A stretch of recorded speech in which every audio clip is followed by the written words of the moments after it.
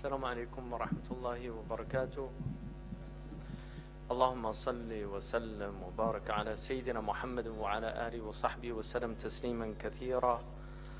اللهم لا علم لنا إلا ما علمتنا إنك أنت العليم الحكيم. اللهم علمنا ما ينفعنا وانفعنا بما علمتنا وزدنا علما. اللهم افتح علينا فتوح العارفين ووفقنا توفيق الصالحين. ولا حول ولا قوة إلا بالله العلي العظيم. وصلي اللهم على سيدنا محمد وعلى آله وصحبه وسلم تسليما كثيرا. والحمد لله رب العالمين. The topic that I wanted to talk about today, for me, it's a very serious topic because in many places, in fact, all over the globe now, we are living in a time where the devil has tools that he's never had before, ever. For the first time in human history, you can backbite when you're alone because you have a cell phone and you can just call somebody up and start backbite. It used to be if you were alone, you couldn't backbite or do namima or do these things. But now you can backbite on your chat room. You could text and backbite. And the Prophet ﷺ talked about the dangers of ghiba, because much of what goes on now on the internet is really ghiba. When you leave somebody puts something up on the internet and then all these people have to say these terrible things about them, whether they deserve them or not. They just feel compelled to, and it's all done with anonymity because they're cowards. People won't come and say to your face, but they're cowards. So they'll do it with anonymity, but the angels know who they are. You can be Killer 23 on the internet, but the angels know that you're Abdullah, the son of Abdullah, and they'll write that down. So you can't get away with it. There's no anonymity in the unseen world. The other aspect is the television and films and music. One of the interesting things about Islam is the tension that the ulama had with music. Nobody can make a blanket statement that it's mujma' alayh. If you read Shawkani and Nail al-Awtar, he has a section on this and talks about the khilaf that existed about music. Imam al-Ghazali, Abdul Ghani al-Nablusi, and other great scholars have sections about sama', which is a sacred type of music that they thought was a good thing and permissible. But the ulama were very wary of music because they understood how powerful music is. And how seductive it is, and the effects that it has on the soul. This actually goes back to the ancient Greeks, Plato in the Republic, Socrates is the voice that he uses, but Plato in the Republic actually outlaws certain types of music in the Republic because they were so harmful to the soul.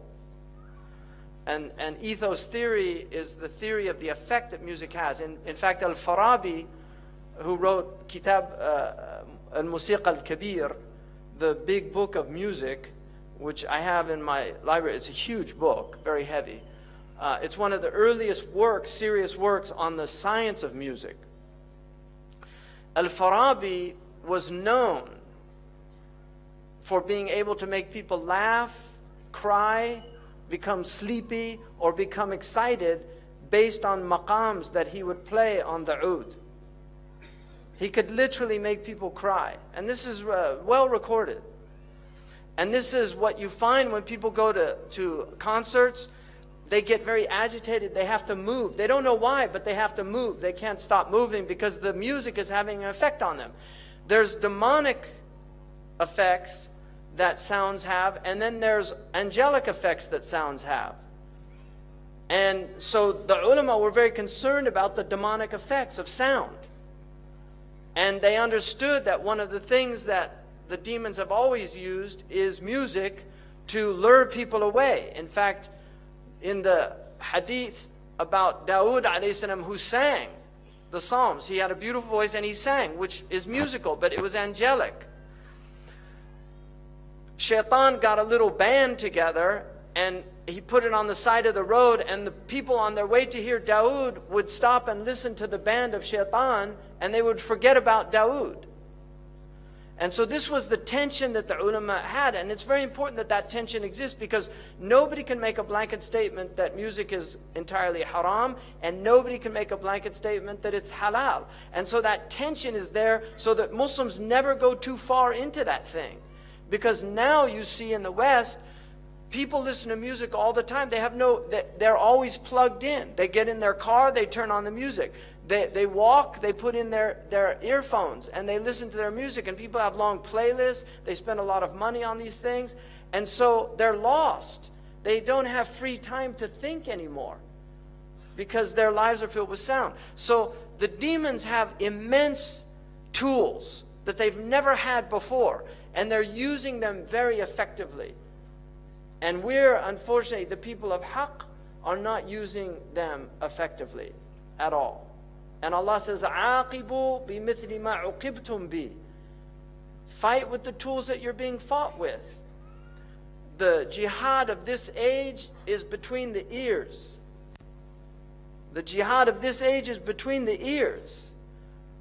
Because this is the battlefield, is the mind of human beings, and by extension, the heart. So what I want to begin with a hadith which is muttafaqun alayh in the mustalah of the people of hadith. It means that both Imam al-Bukhari and Imam Muslim relate this hadith in their books. They relate it in a section called Bab al-Fitan. The fitna in Arabic is a very intriguing word because one of the meanings of it is intriguing, right? In other words, it pulls you in. So a fitna, the Arabs, I don't know why, but the Arabs call some of their daughters, they call them fatina, which means she's a fitna. She's somebody that causes fitna, right? In other words, she's attractive or seductive. You're attracted to her. So fitna is something attractive about it. People like fitna. I'll give you an example. You have Muslims that don't do anything. They sit around, they watch TV, maybe they go to the masjid. But when a fitna happens, suddenly they become so active. And they're on the phone, and we have to do something about this. And they really get active because fitna excites people. There's something compelling about it. And this is why in the Sahih al-Bukhari, when fitna happened, one of the greats, and this is the beauty of the Sahaba, because they were one of the many beautiful things about them. They knew that the Prophet ﷺ loved poetry. The Prophet loved good poetry. He particularly liked Ibn Abi Sult, who was one of the spiritual poets of the Jahili Arabs. He liked Labid and others. And in al-Bukhari, he quotes a poet. The Prophet himself never used poetry himself, but he listened to it, and he enjoyed listening to it at times. And he said, "Inna min ash-shi'ri la hikmah." In shi'r is wisdom. When the fitnas used to come, the Sahaba said, Ibn Uyayna relates this hadith in al-Bukhari, that they used كانوا يتمثلون بإمر القيس. They would remember the words of Imr al-Qais. الحرب أول ما تكون فتية تسعى بزينتها لكل جهول.